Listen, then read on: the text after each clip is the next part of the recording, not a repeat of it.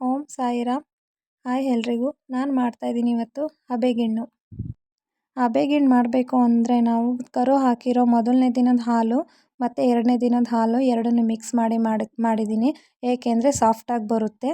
So ನಾನು ಅರ್ಧ litre ಹಾಲಿಗೆ 1 ರಚ್ ಬೆಲ್ಲ ಮತ್ತು ಕೊಬ್ಬರಿ ಏಲಕ್ಕಿ ಪುಡಿ ಮಾಡಿ 1/4 ಗಂಟೆ ಮುಂಚೆನೇ ಮಿಕ್ಸ್ ಮಾಡಿ ಇಟ್ಕೊಂಡಿದ್ದೆ.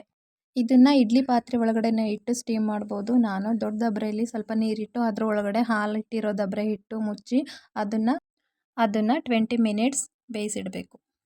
ಅದನ್ನು 20 ಮಿನಿಟ್ಸ್ ಆದಮೇಲೆ ಓಪನ್ ಮಾಡಿಟ್ಟಾಗ ಸೇಮ್ ಕೇಕ್ ಥರ ಸಾಫ್ಟಾಗಿ ಬಂದಿರುತ್ತೆ. ಇದನ್ನು ಒಂದು ಪ್ಲೇಟ್ ಮೇಲೆ ತುಪ್ಪನ ಸ್ಪ್ರೆಡ್ ಮಾಡಿ ನಾವು ಮಾಡಿರೋ ಗಿಣ್ಣಿನ ಪಾತ್ರೆನ ಉಲ್ಟಾ ಮಾಡಿಟ್ಟು ಅದನ್ನು ಸೇಮ್ ಕೇಕ್ ರೀತಿಲೇ ನಾವು ಕಟ್ ಮಾಡ್ಕೋಬೋದು. ಇದು ಬಿಸಿಯಾಗಿರುವಾಗಲೇ ತಿನ್ನೋದಕ್ಕಿಂತ ಸ್ವಲ್ಪ ತಣ್ಣಗಾದ್ಮೇಲೆ ತಿಂದರೆ ಇನ್ನೂ ತುಂಬ ರುಚಿ ಚೆನ್ನಾಗಿರುತ್ತೆ.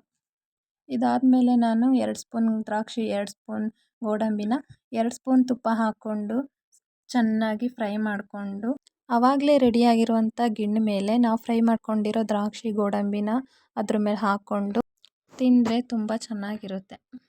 Thank you.